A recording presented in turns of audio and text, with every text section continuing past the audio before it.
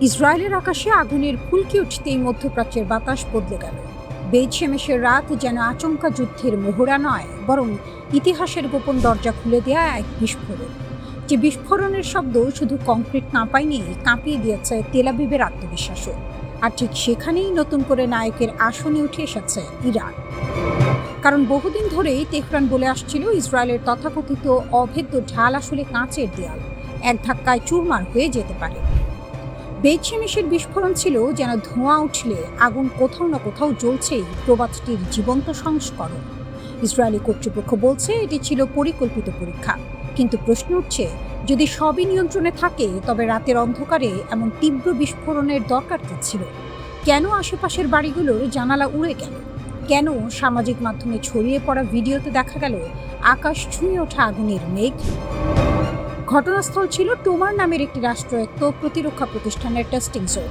এই প্রতিষ্ঠানই ইসরায়েলের ক্ষেপণাস্ত্র ও রকেট প্রযুক্তির গুরুত্বপূর্ণ কারিগর। আঙুলের ডগায় আগুন নিয়ে খেলা করতে গিয়ে যে হাত পুড়ে যেতে পারে, সেই পুরনো সত্যটাই যেন হাড়ে হাড়ে টের পেল তেল আবিব। সবচেয়ে বেশি আলোচনা এসেছে অ্যারো ক্ষেপণাস্ত্র প্রতিরক্ষা ব্যবস্থা। ইরানের ব্যালিস্টিক ক্ষেপণাস্ত্র ঠেকাতে এই ব্যবস্থার উপরেই নির্ভর করে ইসরায়েল। কিন্তু বিস্ফোরণের পর আঞ্চলিক বিশ্লেষকদের প্রশ্ন, এই ছাতায় কি বড় ফাটল ধরেছে? গোদের ওপর বিস্ফোরার মতো ঘটনাস্থলের কাছেই রয়েছে সেদত মিখা ঘাঁটি, যাকে দীর্ঘদিন ধরেই ইসরায়েলের কৌশলগত ক্ষেপণাস্ত্র অবকাঠামোর অংশ হিসেবে দেখা হয়। ফলে সন্দেহের আগুনে ঘি পড়েছে আরও বেশি। কেউ বলছে দুর্ঘটনা, কেউ বলছে নাশকতা। কিন্তু একটা বিষয় পরিষ্কার, ইসরায়েলের নিরাপত্তা বলয় নিয়ে যে অহংকার ছিল, তাতে বড়সড় চিট ধরেছে।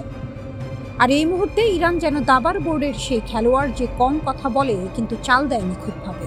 গত কয়েক বছরে তেহরান বারবার দেখিয়েছে যুদ্ধ শুধু বোমাগুলি দিয়ে হয় না, মনস্তাত্ত্বিক চাপও এক ধরনের অস্ত্র। ইরানের কৌশল ঠিক সাপও মরবে, লাঠিও ভাঙবে না ধরনের। সরাসরি পূর্ণাঙ্গ যুদ্ধে না গিয়েও তারা এমন এক চাপ তৈরি করেছে যাতে ইসরায়েল সবসময় অস্থিরতায় ভোগে। হিজবুল্লাহর সাম্প্রতিক হামলাগুলো সেই চাপকে আরও ঘনীভূত করেছে। দক্ষিণ লেবাননে একদিনে 33টি আক্রমণ, রকেট, ড্রোন, আর্টিলারি, বিস্ফোরণ, সব মিলিয়ে যেন আগুনে ঘি ঢালার পরিস্থিতি। সীমান্ত জুড়ে এখন এমন এক অবস্থা যেখানে চোরের 10 দিন, গৃহস্থের 1 দিন প্রবাদটি নতুন অর্থ পাচ্ছে। বহু বছর ধরে ইসরায়েল আকাশে আধিপত্য দেখালেও এখন প্রতিপক্ষেরা শিখে গেছে অসম যুদ্ধ কিভাবে লড়তে হয়। ইরানের শক্তি এখানে। তারা বুঝেছে আমেরিকার মতো সুপার পাওয়ারের সঙ্গে ট্যাঙ্ক বনাম ট্যাঙ্কের লড়াইয়ে নামলে ক্ষতি বেশি। তাই তারা তৈরি করেছে প্রক্সি নেটওয়ার্ক, ড্রোন বাহিনী, ক্ষেপণাস্ত্র ভান্ডার এবং মনস্তাত্ত্বিক যুদ্ধের কৌশল, যেন নদীর স্রোতের মতো। চোখে শান্ত কিন্তু ভিতরে প্রচণ্ড টান। মধ্যপ্রাচ্যে এখন যে নতুন সমীকরণ তৈরি হচ্ছে, সেখানে ইসরায়েলের প্রতিটি দুর্ঘটনাই রাজনৈতিক ভূমিকম্পে পরিণত হচ্ছে।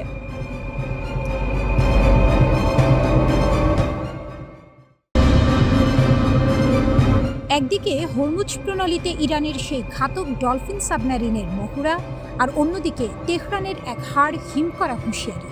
শত্রুরা এমন এক যুদ্ধের মুখোমুখি হতে যাচ্ছে যার জন্য তারা স্বপ্নেও প্রস্তুতি নেয়নি।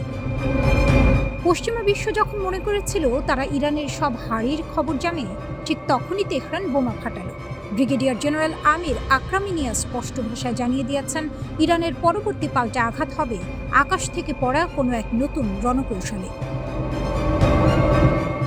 এতদিন লড়াই চলত স্থল, আকাশ আর সমুদ্রে, কিন্তু ইরান এবারও হুঙ্কার ছেড়েছে, যুদ্ধ এবার হবে এমন এক অ্যারেনা বা ময়দানে যা শত্রুর রাডারেও ধরা পড়বে না। এটাকে কেবল মুখের কথা ভাবলে ভুল করবেন।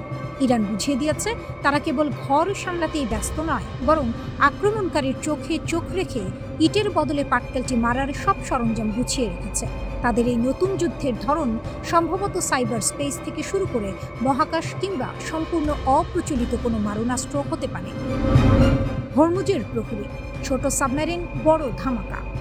হরমুজ প্রণালীতে এখন ইরানের চাঁদের হাট, তবে সেটি আলোর নয় বরং আধুনিক মারণাস্ত্র। নৌবাহিনীর প্রধান রিয়ার অ্যাডমিরাল শাহরাম ইরানি নিশ্চিত করেছেন যে তাদের হালকা ওজনের সাবমেরিনগুলো এখন সম্পূর্ণ প্রস্তুত। এগুলো কেবল পানির নিচে ভেসে থাকা লোহার টুকরো নয়, বরং এগুলো এক একটি পানির বাঘ। সম্প্রতি ইরানি যুদ্ধজাহাজ IRIS সিনার ওপর হামলার জবাবে এই সাবমেরিনগুলো যে দুঃসাহসিক অপারেশন চালিয়েছে তাতে শত্রুপক্ষ এখন ছেড়ে দেমা কেঁদে বাঁচি অবস্থায়। সাবমেরিনগুলো পানির নিচে নিঃশব্দে ঘাপটি মেরে বসে থাকে, যেন বোবা শত্রুর মুখে নেই, কিন্তু যখন আক্রমণ করে তখন পালানোর পথটুকু রাখে না। মার্কিন যুদ্ধ সচিব পিট হেক্সাট যতই ব্যঙ্গ করে বলুন যে ইরানের কামিকাজি ডলফিন নেই, তেহরানের বর্তমান তৎপরতা বলছে শত্রুর কপালে দুঃখ আছে। রেড লাইন বা লক্ষণ রেখা, IRGCর ইস্পাত কঠিন শপথ। Islamic revolutionary guard corps IRGC পরিষ্কার জানিয়ে দিয়েছে, ইরানের তেল ট্যাঙ্কার বা বাণিজ্যিক জাহাজে হাত দেওয়া মানে হচ্ছে সিংহের মুখে হাত দেওয়া। ব্রিগেডিয়ার জেনারেল সৈয়দ মজিদ মুসাবি ঘোষণা করেছেন, ইরানের মিসাইল এবং ড্রোনগুলো এখন শত্রুর ঘাঁটির দিকে তাকানো আছে। আঙুল এখন ট্রিগারে, কেবল আদেশের অপেক্ষা। আমেরিকা যখন প্রজেক্ট ফ্রিডম নামের এক নাটকীয় উদ্যোগ নিয়ে সাগরে নামার চেষ্টা করেছিল, ইরান তখন এক মাঘে শীত যায় না নীতিতে অটল ছিল। মাত্র 36 ঘন্টার মাথায় ট্রাম্পের সেই প্রজেক্ট যখন মুখ থুবড়ে পড়ল, তখন প্রমাণিত হলো যে হরমুজ প্রণালীতে কার হুকুম চলে। তেহরান সরাসরি জানিয়ে দিয়েছে, কেবল তাদের অনুমোদিত করিডোরই হবে নিরাপদ, বাকি সবখানে থাকবে যমদূতের পাহারা। ইরানের এবারের রণকৌশলকে বিশ্লেষকরা বলছেন, সাপও মরবে, লাঠিও ভাঙবে না, গোছের কৌশল।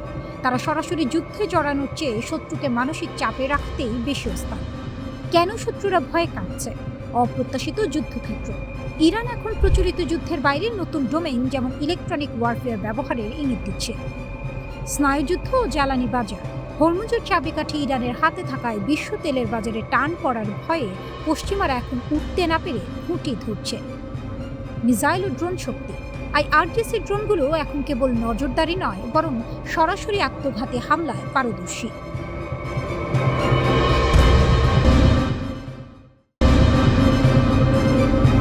ইরানের সমৃদ্ধ ইউরেনিয়াম নিয়ে বিশ্ব রাজনীতির দাবার ছকে নতুন ঘুঁটি চলল। সেই ঘুঁটি চাললেন স্বয়ং ভ্লাদিমির পুতিন।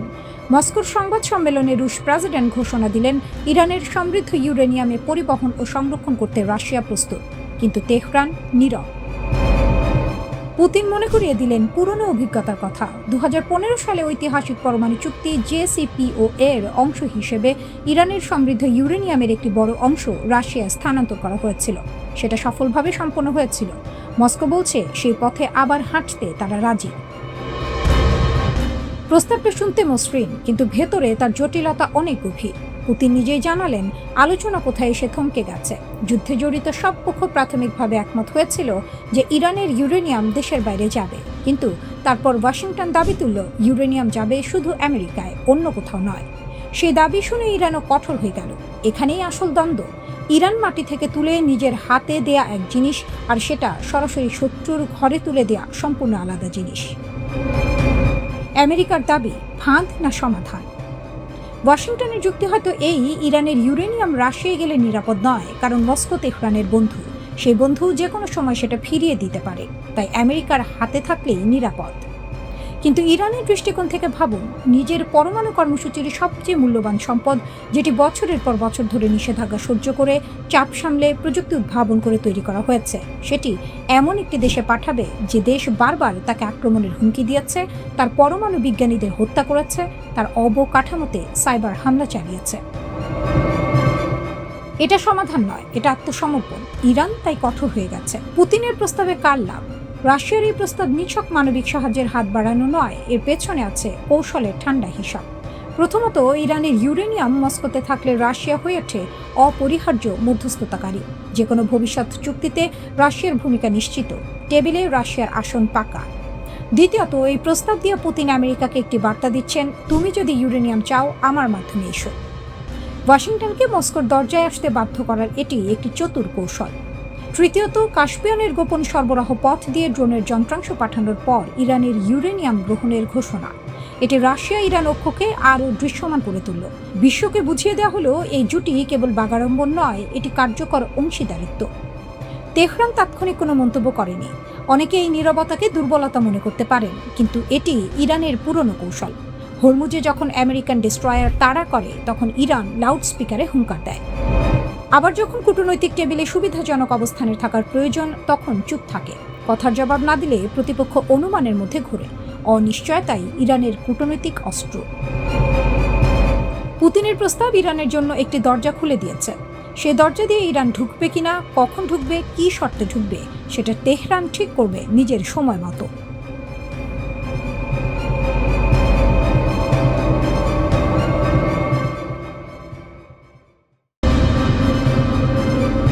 চল্লিশ দিনের যুদ্ধ করলে, বোমা ফেললে তারপরও যে দেশ মাথা তোলে সে দেশকে শেষ বলা যায় না। ইরান এখন ঠিক সেই জায়গায় দাঁড়িয়ে। একদিকে ট্রাম্পের ট্রুথ সোশ্যালে যুদ্ধংদেহী পোস্ট, অন্যদিকে পেন্টাগনের অপারেশন এপিক ফিউরি 2-এর পরিকল্পনার গুঞ্জন। তবু তেহরান টলেনি, মাথা নোয়নি, বরং পাল্টা বার্তা দিয়েছে। হুমকির ভাষায় কথা বললে জবাব পাবে, সম্মানের ভাষায় কথা বললে সম্মান পাবে। ইরানের পররাষ্ট্রমন্ত্রী আব্বাস আরাকচি ব্রিক্স সম্মেলনে দাঁড়িয়ে যা বললেন সেটা কূটনৈতিক ভাষণ নয়, সেটা পোড়া মাটি থেকে উঠে আসা আওয়াজ। তিনি বলেছেন, আমেরিকার হুমকি নতুন নয়, দশকের পর দশক ধরে এই ভয় দেখানো চলছে, কিন্তু ফলাফল কি? শূন্য। 40 দিনের যুদ্ধে যা পেয়েছে তার চেয়ে বেশি পাবে না। ইরান চাপে বাঁকে না, এটা তারা দেখেছে, অভিজ্ঞতা নিয়েছে। এই কথাগুলো ফাঁকা আস্ফালন নয়, পেছনে আছে একটি সামরিক বাস্তবতা যা ওয়াশিংটন ও তেল আবিবের ঘুম কেড়েছে। ইরানের হাতে আজ মধ্যপ্রাচ্যের সবচেয়ে বড় ও বৈচিত্র্যময় ক্ষেপণাস্ত্র ভাণ্ডার। মার্কিন সেন্ট্রাল কমান্ডের 2022 সালের হিসাব বলছে 3000-এর বেশি ব্যালিস্টিক ক্ষেপণাস্ত্র। শাহাব 3, সেজ্জিল, খোররামশার, এগুলোর পাল্লা 2000 কিলোমিটার পর্যন্ত। ইসরায়েল থেকে পূর্ব ইউরোপ পর্যন্ত পৌঁছাতে পারে। আর এখন ইরানি গণমাধ্যম থেকে আসছে আরও শীতল সংবাদ। 500টি আন্তঃমহাদেশীয় ব্যালিস্টিক ক্ষেপণাস্ত্র বা ICBM প্রস্তুত করা হচ্ছে। নিউ ইয়র্ক, ওয়াশিংটন ডিসি, এই শহরগুলোর নাম উঠছে সম্ভাব্য লক্ষ্যবস্তু হিসেবে। আলাদাভাবে গুঞ্জন উঠেছে উত্তর কোরিয়ার হোয়াসং 15 ক্ষেপণাস্ত্রের প্রযুক্তি ইরানে পৌঁছেছে, যে ক্ষেপণাস্ত্রের পাল্লা প্রায় 13,000 কিলোমিটার, আমেরিকার মূল ভূখণ্ড পর্যন্ত। নিশ্চিত প্রমাণ এখনো নেই, কিন্তু পশ্চিমে উদ্বেগের ঢেউ উঠেছে। ইরানের এই শক্তির ভিত তৈরি হয়েছে দশকের পর দশকে নিষেধাজ্ঞার বেড়াজাল পেরিয়ে চীন ও উত্তর কোরিয়ার সহায়তায়। পর্বতের গভীরে খোদাই করা ক্ষেপণাস্ত্র শহর, শত শত মিটার নিচে চাপা পড়া সুরক্ষিত ঘাঁটি, এগুলো ধ্বংস করা মুখের কথা নয়। 40 দিন বোমা পড়েছে, তবু সব শেষ হয়নি। অন্যদিকে ট্রাম্প সোশ্যাল মিডিয়ায় যুদ্ধ জাহাজের ছবি পোস্ট করেছেন, মানে ঝড়ের আগের নীরবতা। পেন্টাগন নাকি 3টি পরিকল্পনা নিয়ে ভাবছে। একটিতে ইরানের সামরিক ঘাঁটি ও অবকাঠামোয় তীব্র হামলা, দ্বিতীয়টিতে বিশেষ বাহিনী পাঠিয়ে ভূগর্ভস্থ পারমাণবিক স্থাপনা সুরক্ষিত করা, আর তৃতীয়টিতে হক দ্বীপ দখল, ইরানের তেল রপ্তানির প্রাণকেন্দ্র। প্রতিরক্ষামন্ত্রী পিট হেগসেথ কংগ্রেসে বলেছেন, প্রয়োজনে আরও বাড়ানোর পরিকল্পনাও আছে। কি পরিকল্পনা খুলে বলেননি, কিন্তু আলোচনার টেবিলে সব থমকে আছে। পরোক্ষ আলোচনা চলছে, কিন্তু দুই পক্ষই একে অপরের দাবিকে অবাস্তব বলে উড়িয়ে দিচ্ছে। ট্রাম্প চাইছেন ইরানের পারমাণবিক কর্মসূচি পুরোপুরি বন্ধ এবং হরমুজ প্রণালী খুলে দেয়া।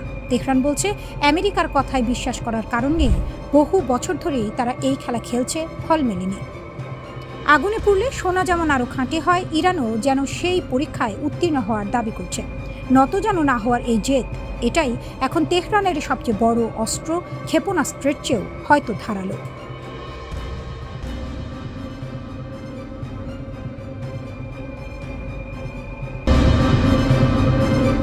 আমেরিকা ভেবেছিল ইরানকে হাঁটু গেড়ে বসিয়ে দেবে, কিন্তু তেহরান নত যেন হয়নি, বরং ধ্বংসস্তূপের ভেতর থেকে, আগুনের ভেতর থেকে উঠে এসেছে এক নতুন নেতা। শরীরে পোড়ার দাগ, মুখে ক্ষত, কিন্তু চোখে এমন এক দৃঢ়তা যা দেখে ওয়াশিংটনের ঘুম উড়ে গেছে। তার নাম মোস্তাবা খামেনি। 28 ফেব্রুয়ারি যে হামলায় তার বাবা আলী খামেনি নিহত হন, সে একই হামলায় আহত হন মোস্তাবা। মুখে, বাহুতে, বুকে, কোমরে, শরীরের একাধিক জায়গায় গভীর ক্ষত, এক পায়েও আঘাত, মাথার পেছনে গেঁথে গিয়েছিল শার্প নেলের টুকরো। সেই রাতে পৃথিবীর সবচেয়ে শক্তিশালী দেশটি মনে করেছিল ইরানের মেরুদণ্ড ভেঙে দেওয়া হয়েছে, নেতৃত্ব শূন্য, দেশ দিশেহারা, পতন আসন্ন। কিন্তু সেই রাতেই ইতিহাস অন্য রাস্তা বেছে নিল। বাবার উত্তরসূরি হিসেবে মোস্তফা ক্ষমতার হাল ধরলেন, হাসপাতালের বিছানা থেকে, আধো অন্ধকার কোনো নিরাপদ আশ্রয় থেকে, কিন্তু ধরলেন এবং আর ছাড়েননি। মার্কিন গোয়েন্দা সংস্থাগুলো এখন এক অদ্ভুত সমস্যায় পড়েছে। CIA আছে, NSA আছে, স্যাটেলাইট আছে, ড্রোন আছে, সাইবার নজরদারি আছে, কিন্তু মোস্তফাকে চোখে দেখা যাচ্ছে না। কারণটা সহজ, তিনি কোনো ইলেকট্রনিক ডিভাইস ছুঁয়ে দেখছেন না। ফোন নেই, ইমেইল নেই, ইন্টারনেট নেই, বার্তা যায় বিশ্বস্ত দূতের হাত দিয়ে। সিদ্ধান্ত জানা যায় সামনাসামনি বৈঠকে, ঠিক যেন মধ্যযুগের কোনো রণকৌশলী যাকে আধুনিক প্রযুক্তি দিয়ে ধরা যায় না। সিএনএন একাধিক মার্কিন কর্মকর্তার বরাত দিয়ে জানিয়েছে, আমেরিকা এখন যা জানছে মোস্তফা সম্পর্কে তার পুরোটাই পরোক্ষ। যারা তার সঙ্গে দেখা করছেন তাদের কথা থেকে, যারা বার্তা বহন করছেন তাদের মুখ থেকে। এখানেই আরেকটা ভয় ঢুকে গেছে ওয়াশিংটনের মাথায়। কিছু গোয়েন্দা বিশ্লেষক সন্দেহ করছেন ইরানের ভেতরে কেউ কেউ হয়তো মোস্তফার নাম ভাঙিয়ে নিজের এজেন্ডা চালাচ্ছে। মোস্তফার কর্তৃত্বের আড়ালে আসলে কার হাত? এই প্রশ্নের উত্তর এখনো অজানা। ইরানের সংসদ ঘোষণা দিয়েছে যুক্তরাষ্ট্রের সঙ্গে সব কূটনৈতিক সিদ্ধান্তের চাবিকাঠি এখন একজনের হাতে, মোস্তফা খামেনি। যুদ্ধ করবেন কি সন্ধি করবেন, পারমাণবিক আলোচনায় যাবেন কি যাবেন না, সব এক মানুষের কলমের ডগায়। জাতীয় নিরাপত্তা কমিটির এক সদস্য সাফ বলে দিলেন, সর্বোচ্চ নেতার রায়ই চূড়ান্ত। আইনসভা এবং নির্বাহী বিভাগ সম্পূর্ণভাবে তার বিচারের ওপর ন্যস্ত। এ বিষয়ে কোনো মতভেদ নেই। এই কেন্দ্রীভূত ক্ষমতা ইরানের জন্য দুধারী তলোয়ার। একদিকে বাইরের জগতে একটা সুসংগত অবিভক্ত মুখ উপস্থাপন করা যাচ্ছে। ট্রাম্প প্রশাসনকে বিভ্রান্ত করার কোনো সুযোগ নেই। কোনো মধ্যপন্থী কণ্ঠস্বর নেই যাকে টেনে আলাদা করা যাবে। কোনো ব্যাক চ্যানেল নেই যেখানে আলাদা কথা বলা যাবে। এদিকে মোস্তফার পক্ষ থেকে বিবৃতি এলো, পারমাণবিক কর্মসূচি থেকে এক চুলও সরবেন না, ক্ষেপণাস্ত্র ছাড়বেন না। হরমুজ প্রণালীতে আমেরিকানদের একমাত্র জায়গা পারস্য উপসাগরের তলদেশে। এটা পরাজিতের ভাষা নয়। ইরানের প্রেসিডেন্ট মাসুদ পেজেশকিয়ান জানালেন, তিনি সম্প্রতি মোস্তফার সঙ্গে দেখা করেছেন। কখন সেটা বললেন না, কিন্তু বললেন যে আমাকে সবচেয়ে বেশি আকর্ষণ করেছে তা হলো তার দূরদর্শিতা এবং বিনম্র আন্তরিক দৃষ্টিভঙ্গি। আর মোস্তফার মুখপাত্র ভিড়ের সামনে দাঁড়িয়ে বললেন, শত্রু গুজব ছড়াচ্ছে, তাকে দেখতে চাইছে, খুঁজে বের করতে চাইছে, কিন্তু ধৈর্য ধরুন, সময় হলে তিনি নিজেই কথা বলবেন।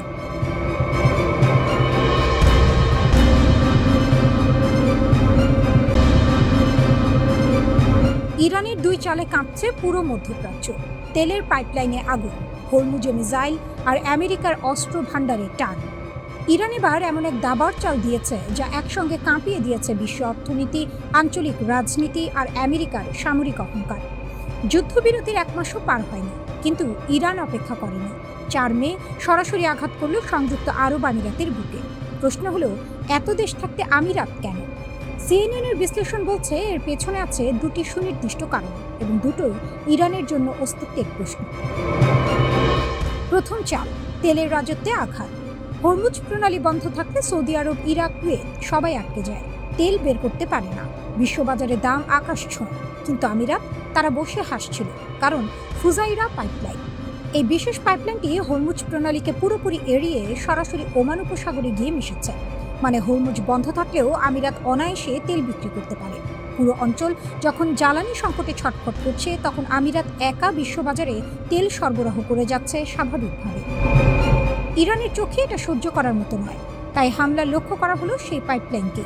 ফুজাইরার তেল কমপ্লেক্সে আগুন জ্বলে উঠল, 3 জন ভারতীয় শ্রমিক আহত হলেন, আর হামলার খবর ছড়িয়ে পড়তেই বিশ্ববাজারে তেলের দাম লাফ দিয়ে উঠল। ইরানের বার্তা স্পষ্ট, হরমুজ আমরা বন্ধ করলে পুরো অঞ্চল বন্ধ। ফুজাইরা দিয়ে পালানোর রাস্তাও আর খোলা থাকবে না। শুধু তাই নয়, হামলার ঠিক আগে ইরানের রিভলিউশনারি গার্ড একটি মানচিত্র প্রকাশ করে, যেখানে ফুজাইরাকে তাদের নিয়ন্ত্রিত অঞ্চলের অংশ হিসেবে দেখানো হয়।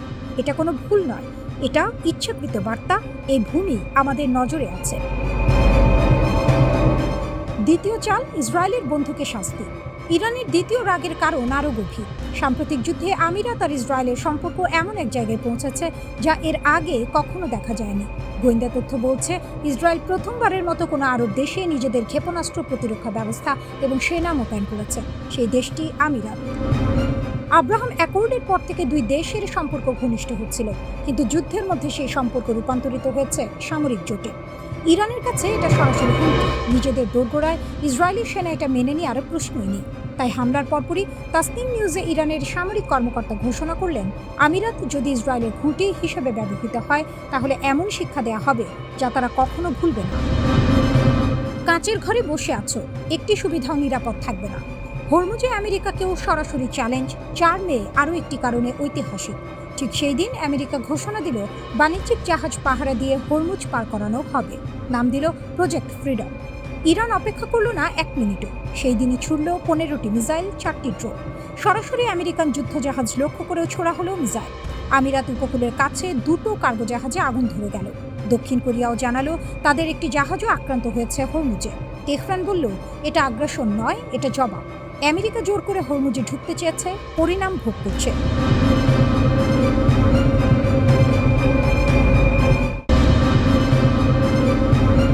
পেন্টাগনের পরিকল্পনা টেবিলে নতুন অভিযানের মানচিত্র।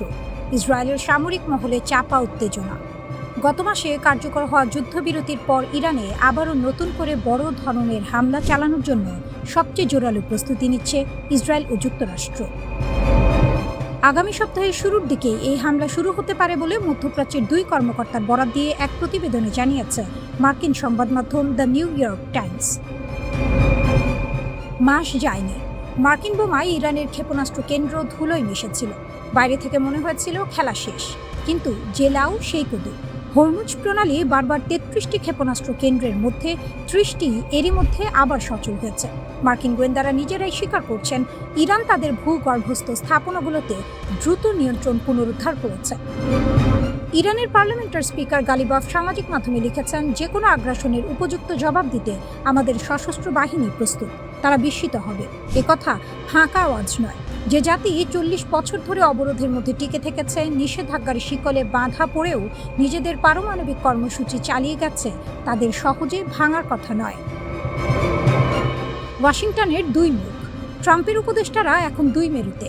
একদল চাইছেন আলোচনার পথ খোলা রাখতে, তারা ইরানকে রাজি করাতে চাইছেন হরমুজ প্রণালী খুলে দিতে, যাতে ট্রাম্প নিজেকে বিজয়ী বলে দাবি করতে পারেন। অন্য দল চাইছেন আরও বোমা, আরও চাপ।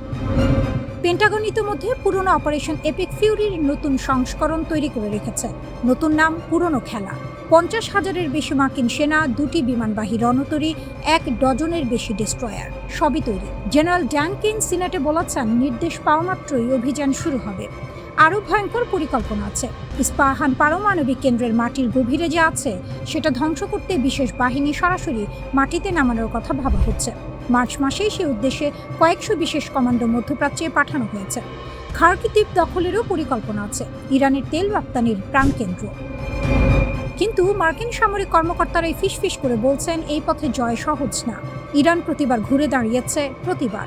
এই সমীকরণে একটা চুপচাপ খেলোয়াড় আছে, বেইজিং। হরমুজ প্রণালী দিয়ে যে তেল আসে তার বড় অংশ চীনের ঘরে যায়। তেহরান চীনের কৌশলগত মিত্র। সাপের মাথা না কাটলে সাপ মরে না, এটা ট্রাম্পের বিশ্বাস। ইরানের পারমাণবিক অস্ত্র তৈরির স্বপ্ন চিরতরে মুছে না দিলে তিনি সন্তুষ্ট নন। কিন্তু ইতিহাস বলে, মধ্যপ্রাচ্যে বড় শক্তির চূড়ান্ত বিজয় বলে কিছু হয় না। আফগানিস্তান মনে আছে, ইরাক মনে আছে। ইরান এখন কোণঠাসা, কিন্তু মরিয়া শত্রু সবচেয়ে বিপজ্জনক। হরমুজ প্রণালীর ৩০টি ক্ষেপণাস্ত্র কেন্দ্র চুপচাপ জেগে আছে। পরের গুলি কখন ছোটে সেটাই এখন পৃথিবীর সবচেয়ে দামি প্রশ্ন।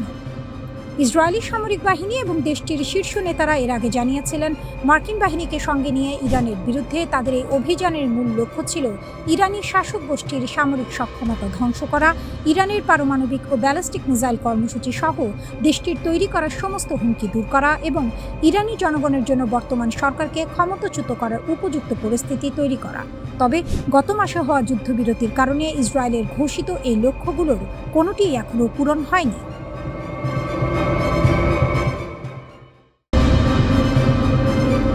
যখন বিশ্বের সবচেয়ে শক্তিশালী দেশটি একের পর এক চাপ দিয়ে চলেছে, তখন ইরান হাতের তাস স্পষ্ট করে টেবিলে রেখে দিয়েছে।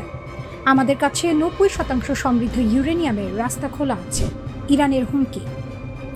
ইরানের পার্লামেন্টের জাতীয় নিরাপত্তা কমিশনের মুখপাত্র ইব্রাহিম রেজাই সামাজিক মাধ্যমে সরাসরি জানিয়ে দিয়েছেন, আবারও হামলা হলে ৯০% পর্যন্ত ইউরেনিয়াম সমৃদ্ধকরণ পার্লামেন্টে পর্যালোচনা করা হবে। ৯০% মানে অস্ত্র গ্রেড, যে দোরগোড়ায় পা রাখলে বিশ্বের সমীকরণ পাল্টে যায়। ইরান সেই দোরগোড়ায় দাঁড়িয়ে আছে, ভেতরে ঢোকেনি, কিন্তু বলছে দরজা আমার হাতে। এই বার্তাটি বুঝতে হলে পেছনের ইতিহাস মাথায় রাখতে হবে। ২০১৫ সালে ৬ বিশ্বশক্তির সঙ্গে ইরান একটি পারমাণবিক চুক্তি স্বাক্ষর করেছিল। বিনিময়ে মিলেছিল নিষেধাজ্ঞায় কিছুটা শিথিলতা। কিন্তু ট্রাম্প তার প্রথম মেয়াদে সেই চুক্তি থেকে একতরফাভাবে বেরিয়ে গেলেন। সাপও গেল, লাঠিও গেল। ইরান পেল কি? শূন্য হাত আর পুরনো নিষেধাজ্ঞা। সেই অপমানের জবাবে ইরান চুপ করে বসে থাকেনি। গত ৮ বছরে প্রায় ১১,০০০ কিলোগ্রাম সমৃদ্ধ ইউরেনিয়াম জমা করেছে। এটি ক্রোধের প্রতিক্রিয়া নয়, এটি কৌশলের ফসল। আন্তর্জাতিক পরমাণু শক্তি সংস্থা IAEA বলছে ইরানের কাছে এখন প্রায় 441 কিলোগ্রাম 60% সমৃদ্ধ ইউরেনিয়াম আছে। প্রযুক্তিগত অর্থে ইরান এক পা পিছিয়ে দাঁড়িয়ে আছে, আর সেই এক পায়েরই দূরত্বই তার সবচেয়ে বড় শক্তি। ওয়াশিংটন এখন চাইছে সেই মজুদ এখনই সরাও, এখনই ধ্বংস করো, ঘরে বসে সমৃদ্ধকরণ বন্ধ করো, যেন কাউকে নিরস্ত্র করে তারপর তার সঙ্গে দর কষাকষি করা হবে। ইরান সেই ফাঁদে পা দিতে রাজি নয়। তেহরানের বক্তব্য স্পষ্ট, আগে যুদ্ধ আনুষ্ঠানিকভাবে শেষ হোক, নিষেধাজ্ঞা উঠুক, তারপর পারমাণবিক প্রশ্ন। ট্রাম্প ইরানের সর্বশেষ কূটনৈতিক প্রস্তাবকে আবর্জনা বলেছেন, পুরোটা না পড়েই। অথচ সেই প্রস্তাবে ছিল মজুদের একাংশ লঘু করা এবং বাকি অংশ তৃতীয় দেশে সামরিক স্থানান্তরের প্রস্তাব, যা নেহাত কম ছাড় নয়। কিন্তু যার মনে আপোষ নেই তার কানে সমঝোতার কথা ঢোকে না। ট্রাম্প বলছেন যুদ্ধবিরতি এখন লাইফ সাপোর্টে, কিন্তু যে রোগী নিজের পায়ে হাঁটতে পারে তাকে লাইফ সাপোর্টের ভয় দেখানো যায় না। ইরানের পাল্টা বক্তব্য এসেছে মুখপাত্র বাগাইর কণ্ঠে, আমাদের অবস্থান সার্বভৌমত্বের, আঞ্চলিক স্থিতিশীলতার এবং ইরানি জনগণের স্বার্থে। যখন লড়তে বাধ্য করা হবে লড়ব। এই বাক্যে কোনো আস্ফালন নেই, এতে আছে সেই শান্ত দৃঢ়তা যা আসে দশকের পর দশক চাপ সহ্য করে টিকে থাকার অভিজ্ঞতা থেকে। ইস্পাহান পারমাণবিক কেন্দ্রে গত বছর বিমান হামলা হয়েছে, এবছরও হয়েছে। IAEA বলছে সেই মজুদের বেশিরভাগ এখনও সেখানেই থাকতে পারে, তবে নিশ্চিত নয়। এই অনিশ্চয়তাই ইরানের সবচেয়ে বড় কূটনৈতিক হাতিয়ার। যে মজুদের অবস্থান জানা নেই, যে শক্তির সীমা অনুমান করা কঠিন, সেই শক্তিকে ভয় করতে হয়। প্রেসিডেন্ট পেজিশকিয়ান বলেছেন তেহরানে শত্রুর সামনে মাথা নোয়াবে না। ইরান বছরের পর বছর নিষেধাজ্ঞার শিকলে বাঁধা ছিল, অর্থনীতি কাহিল হয়েছে, তরুণ প্রজন্ম দিশাহারা হয়েছে, তবু দেশটি ভেঙে পড়েনি। যে গাছ ঝড়ের মুখে ভাঁজ হয় কিন্তু উপড়ে যায় না, সে গাছকে দুর্বল বলা যায় না। হরমুজ প্রণালীতে ইরানের নৌবাহিনী মার্কিন যুদ্ধজাহাজকে পথ পাল্টাতে বাধ্য করেছে বলে দাবি উঠেছে। ওয়াশিংটন নীরব, কারণ মিথ্যা হলে জবাব আসত।